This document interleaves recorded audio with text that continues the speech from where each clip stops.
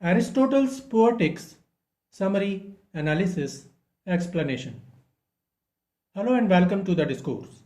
Poetics by Aristotle is a foundational work of literary criticism that examines the principles of poetry, particularly tragedy and epic poetry. Researchers believe that the work was composed around 330 BCE and was preserved primarily through Aristotle's students' notes. While the original text is not explicitly divided into chapters, modern editions often break it down into 26 sections or chapters for easier analysis. Summary of Poetics. In Chapter 1, Aristotle introduces and defines poetry as a form of imitation mimesis. It can imitate noble actions, people, or events. A poet has three means of imitation at his disposal: rhythm, language, and harmony. He may employ meters too, but the distinguishing merit of a poet is not that he writes in meter, but that it is an imitative nature of his work. He distinguishes between different types of poetry: epic, tragedy, comedy, dithyrambic poetry, and music. He says poetry differs based on the medium, objects, and manner of imitation. In chapter 2, Aristotle discusses the objects of imitation. He says that poetry imitates human actions which can be noble or base. Characters in poetry are either better than, worse than, or similar to real life people. Tragedy imitates noble actions, while comedy imitates base or ridiculous actions. In chapter 3, Aristotle discusses the manner of imitation. Poetry can imitate through narration, direct action, or a combination of both. Epic poetry uses narration, while drama, tragedy, and comedy uses direct action. The poet may imitate by narration, in which case he can either speak through another personality, which is purely narrative, or he may present all his characters as living and moving before us. The latter type is called drama. In chapter 4, he discusses origins and development of poetry. He offers instinctive and psychological origins of poetry and says that poetry arises from human instincts for imitation and rhythm. He also discusses historical origins of various forms of poetry. Tragedy evolved from improvisations of leaders of dithyrambics, choral hymns, while comedy originated from phallic songs. Tragedy developed over time, with Aeschylus and Sophocles contributing to its structures. In chapter 5, Aristotle explores and defines comedy and epic poetry. He says that comedy is an imitation of man worse than the average, which is not the same thing as bad characters. Comedy imitates inferior characters and focuses on the ridiculous rather than the harmful. He defines epic poetry and says that epic poetry shares similarities with tragedy but differs in length, structure, and meter. Epic uses hexameter. Tragedy is more concentrated and unified than epic poetry. In chapter 6, he offers definition and elements of tragedy. Tragedy is defined as the imitation of a serious, complete action that evokes pity and fear, catharsis.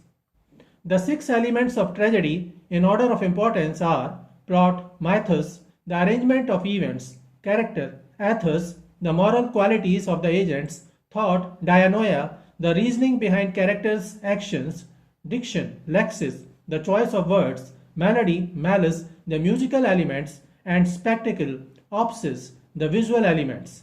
Aristotle stresses that the plot is the main element of a tragedy and says a tragedy is impossible without action, but there may be one without character. In chapter 7, he discusses the structure of the plot.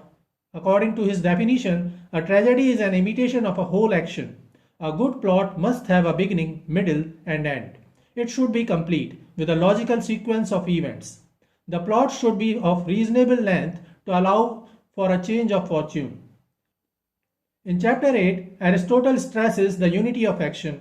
The plot must have unity of action, meaning all events should be connected and necessary to the story. Episodic plots where events are not causally linked are inferior. In chapter 9, he discusses universality and probability in poetry. Poetry deals with universal truths, while history deals with specific events. He suggests that poetry is better than history. The plot should follow probability or necessity, meaning events should happen logically. In chapter 10, Aristotle discusses simple and complex plots. Plots are either simple or complex. A plot is simple when there is neither any unexpected change or reversal of situation nor a sudden discovery. A complex plot includes both discovery and reversal. A simple plot has a single continuous action without a reversal or recognition. A complex plot includes a reversal, peripeteia, and or recognition, anagnorisis, which are more effective in evoking pity and fear. In chapter 11, he further elaborates on complex plots and discusses reversal, recognition, and suffering. Reversal, peripeteia, refers to a sudden change in the protagonist's fortune from good to bad that is crucial to the plot. In Oedipus Rex by Sophocles, Oedipus begins the play as a respected king of Thebes, determined to save his city from a plague. However, his investigation into the murder of the former king Laius leads to the shocking revelation that he himself is the murderer and that he has unknowingly married his mother Jocasta. This reversal transforms him from a noble ruler to a tragic figure doomed to exile and suffering. Recognition, anagnorisis, is the moment when a character moves from ignorance to knowledge, often revealing a critical truth about their identity or situation. In Oedipus Rex, the moment of recognition occurs when Oedipus realizes that he is the son of Laius and Jocasta, the king and queen, and he unknowingly killed and married. This revelation shatters his sense of identity and leads to his tragic downfall. Suffering, pathos, refers to a destructive or painful action, such as death, agony, or loss, that evokes pity and fear in the audience. After discovering the truth about his identity, Oedipus blinds himself in a fit of despair and is exiled from Thebes. His physical and emotional suffering is a direct result of his actions and ignorance. In chapter 12, Aristotle discusses the parts of tragedy. He divides tragedy into quantitative parts, prologue, episode, exode, and choral sections. In chapter 13, he describes the ideal tragic hero. The tragic hero should be a person of high standing who is neither wholly good nor wholly evil. The hero's downfall results from a tragic flaw, hamartia, an error in judgment. Aristotle says that the best tragedies evoke pity and fear through the suffering of a relatable hero. In Oedipus Rex, Oedipus's tragic flaw is his hubris, excessive pride, and ignorance. He believes he can outwit fate and avoid the prophecy that he will kill his father and marry his mother. His determination to uncover the truth, while admirable, blinds him to the possibility that he himself might be the cause of Thebes' suffering. Shakespeare's Hamlet suffers the tragic flaw of indecisiveness and overthinking. Macbeth's tragic flaw is ambition and susceptibility to manipulation. In chapter 14, Aristotle elaborates on pity and fear. Pity is evoked for someone who does not deserve their suffering. Fear is evoked when the suffering could happen to anyone. The best plots involve suffering within families, such as murder or betrayal among kin. In chapter 15, he discusses characters in tragedies and says that characters should be good, appropriate, consistent, and true to life.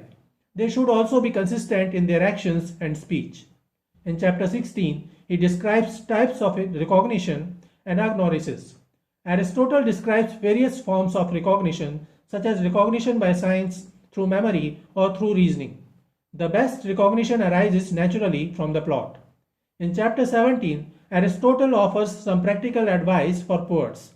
Poets should visualize the action as they write. They should outline the plot before adding details and characters. Poetry implies either a happy gift of nature or a strain of madness.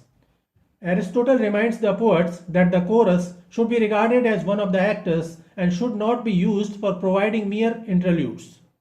In chapter 18, he discusses the complications and resolutions of a tragic plot. The complication, dasis, is the part of the plot where the conflict develops. The resolution, lysis, is the part where the conflict is resolved.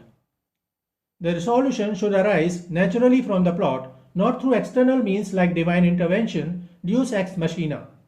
In chapter 19, Aristotle discusses thought and diction of a tragedy. Thought refers to the themes and ideas expressed by the characters. Diction refers to the choice of words and style of language. In chapters 20 to 22, Aristotle discusses language and grammar to be used in poetry. He discusses the parts of speech, metaphors, and the importance of clarity in diction and emphasizes the use of appropriate and effective language. Diction should be clear but not mean. In chapters 23 to 24, he elaborates on epic poetry. Epic poetry shares many elements with tragedy but is longer and more expansive. It should also have unity of action and focus on a single theme. The plot in epic poetry should be constructed on dramatic principles. There should be a single subject, whole and complete. It should resemble a living animal in all its unity, differing in construction from history, which presents not a single action but a single period. The difference between epic poetry and tragedy lies in the scale and the meter on which they are constructed. In epic poetry, hexameter is used. In chapter 25, Aristotle addresses common criticism of poetry and explains how to evaluate a work. He emphasizes that poetry should be judged based on its own rules and goals, not external standards. He elucidates that the meaning of poetic truth as distinguished from the truth of fact. Aristotle emphasizes that the poet presents not facts but his own views of facts. A probable impossibility should be preferred to improbable possibility. Chapter 26 offers a comparison between tragedy and epic poetry. Tragedy is superior to epic poetry because it is more concentrated, uses more artistic elements like spectacle and music, and achieves its effect more effectively. Possesses all the epic elements. It may even use the meter used in epic and has the additional advantage in its use of music and spectacle. Moreover, the canvas of tragedy being shorter, it has more concentrated effect, whereas the bigger canvas and diffusion through a long extent of time weaken the impression in epic. Critical analysis. In poetics, Aristotle focuses almost exclusively on tragedy, giving limited attention to other forms of poetry such as comedy or lyric poetry. His analysis of comedy, for example, is largely lost, leaving a gap in his theoretical framework. His definition of tragedy as requiring a noble protagonist, a unified plot, and a cathartic effect is seen as overly prescriptive. Many great works of literature, including modern tragedies, do not conform to these rules. Aristotle prioritizes plot, mythos, over character, ethos, arguing that character is secondary to action. This has been criticized for undervaluing the role of complex character development in storytelling. His insistence on the unity of action, a single coherent plot, has been criticized as limiting. Many great works, such as Shakespeare's dramas, episodic novels, or postmodern narratives, thrive on multiple plot lines and fragmented structures. Aristotle emphasizes that events in a plot must follow probability or necessity. This has been criticized for excluding the role of chance, randomness, or the absurd in literature.